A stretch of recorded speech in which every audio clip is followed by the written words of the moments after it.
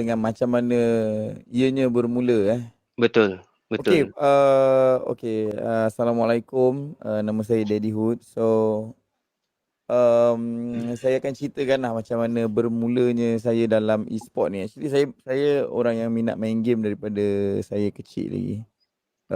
Saya start dengan game Sega, lepas tu pergi ke PlayStation, and then dekat PC saya tak berapa main game sangat. Saya banyak sekolah, lepas tu barulah saya pergi mobile game. And saya go into professional scene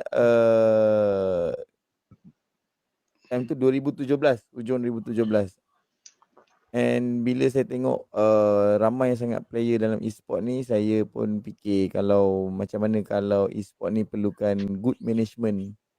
And 2018 bermulanya lah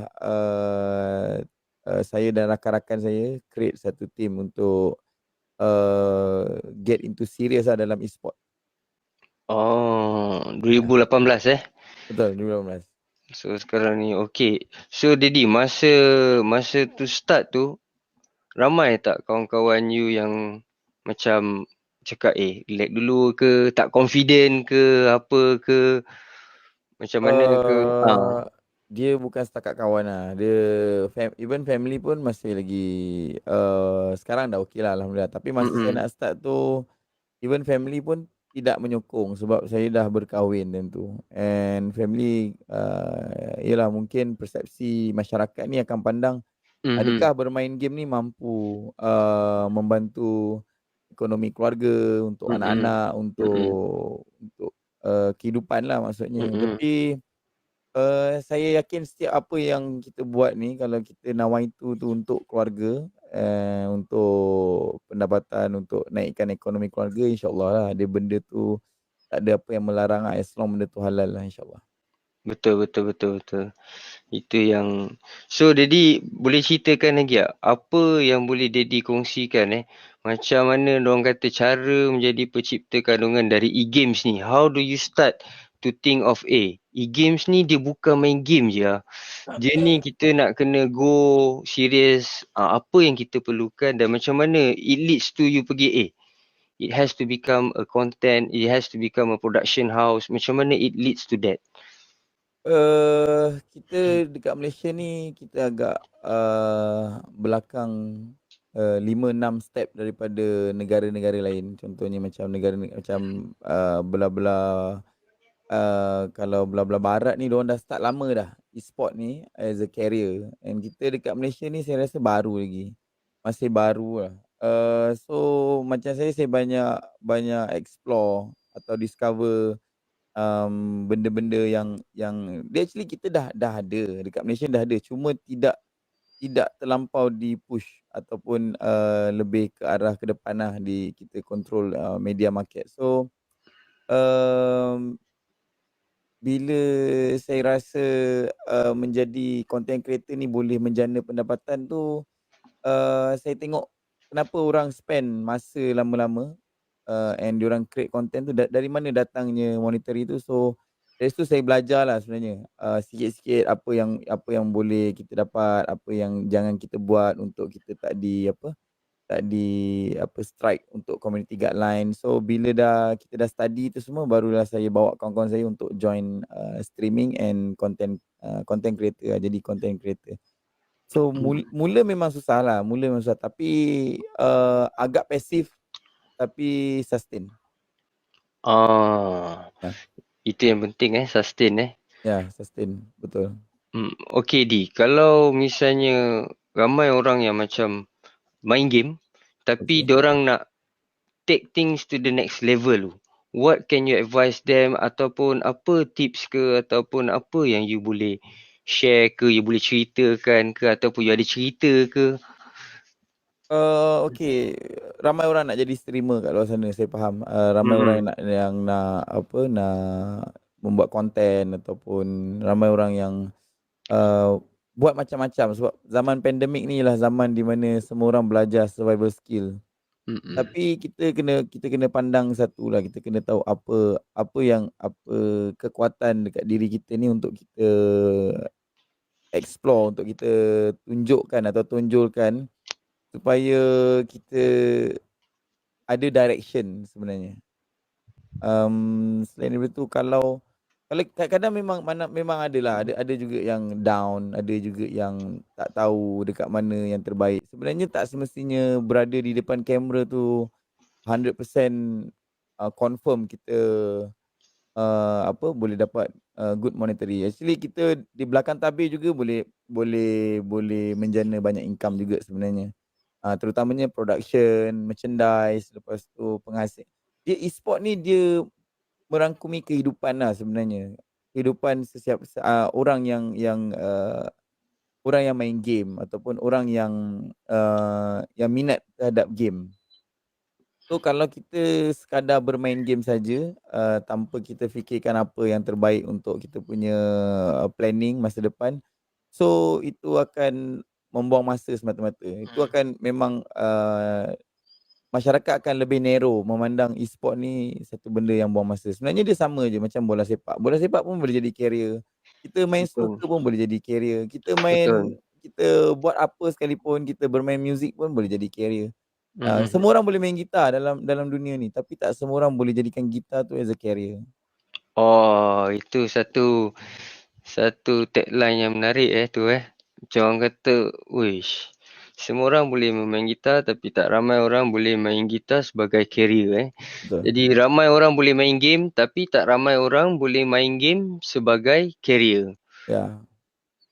Okey. Actually e-sport ni saya rasa lebih lebih transparent lah. Lebih lebih mudah lah untuk kita belajar survival skill, kita belajar macam mana kita nak independent lah. E-sport lebih independent lah sebenarnya. Sebab Hmm, to be honest, kita di saya dan pasukan saya, uh, kita naik dulu barulah ada badan-badan atau apa, tim-tim daripada government side pandang benda ni. hmm. And sebelum ni memang kita semua banyak banyak bergerak secara sendiri. Oh, it takes time juga. Tapi dalam benda yang orang kata tak ada orang pandang dan tak ada apa, kat mana you get the vision to keep on going tu Macam mana you keep on focus, you ada referral ke ataupun you do punya research ke, macam mana ke? Saya seorang yang akan uh, gamble dalam buat apa-apa. Macam contoh masa saya masa saya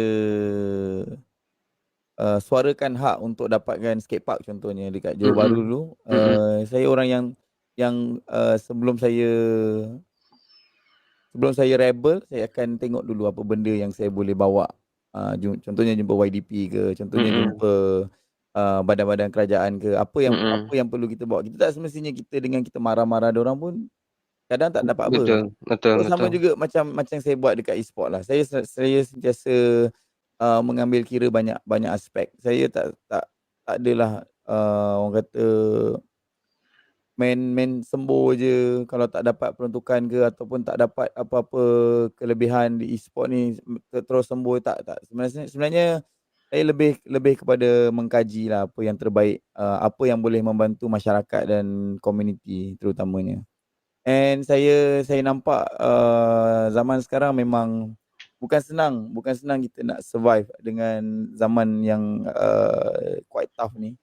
And Betul. banyak banyak graduan di luar sana memang dah tak tahu mana arah tuju dia kan. Banyak Mm-mm. banyak kawan-kawan di luar sana dah hilang mata pencarian. Mhm. And saya nampak kebanyakan daripada dorang jadikan content creator ataupun e-sport ni sebagai the next ataupun the last resort untuk dorang try develop apa yang boleh. Sebab content creator tak semestinya bermain game. Kita ada masak-masak kan. Kalau mungkin Betul. kita kekuatan kita dekat masak-masak, yes kita go. Kalau kekuatan kita lebih kepada educate orang dengan kita punya motivate, then boleh je. Sebab semua benda actually di dunia ni kan, contohnya macam idea, memang akan ada orang yang appreciate tentang tu.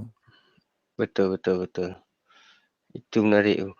Di, kalau kita as a streamer, okay, I perlu ada apa? Account, Facebook account ke? What kind of setup yang kena ada ke as a macam mana kita yes. Okey, untuk menjadi seorang streamer kita kena Mm. ada good equipment lah sebenarnya. Good equipment, account Hmm. tu memang kena ada lah. Kalau tak kita pun tak tahu platform apa yang kita nak stream betul. Tapi Betul. kita tengok depend on platform apa yang kita nak nak go, nak tonjolkan diri kita tu. So tapi pada saya try untuk penetrate atau execute semua platform yang ada. Yang tengah popular kat Malaysia ni, try tengok kadang ada orang dia berjaya dekat certain platform. Mm. Uh, ada orang dia boleh dapat semua platform. Ada orang satu platform ni bantu dia untuk boost dia naik dekat platform yang berlainan. So untuk kita cuba tu tak salah sebenarnya. Di mana-mana platform as long benda tu good for community. So good setup tu penting lah. Contohlah kita nak bekerja as a seorang anggota polis kan Mm. contohnya kan. Kita perlukan apa? Boot yang betul, Betul. seluar yang betul, uniform Betul. yang betul kan. Betul, Kita betul. kena potongan rambut kita yang betul. So, Mm. takkan kita nak jadi polis tiba-tiba kita pakai cargo pants kan. Kita mestilah Betul. pakai nak pergi kawat kaki takkan pakai cargo pants kahat pula. Takkan pakai tu. Oi, So kita macam tu juga dengan as a streamer kita perlukan good setup lah macam tu. And tak ramai yang tanya, ramai yang fikir adakah berbaloi investment tu ataupun Mm. adakah benda ni perlu untuk kita invest good setup ni? Yes, perlu. Sebab tak semestinya menjadi seorang streamer saja. Untuk kita jadi editor ke, untuk kita business online ke, untuk kita buat apa sekalipun equipment ni sangat-sangat penting lah. Betul, sebab saya pun rasa kita mengalami satu evolusi baru evolusi digital dan juga media kan. Dan ini juga merupakan kalau orang kata satu equipment yang baik untuk bantu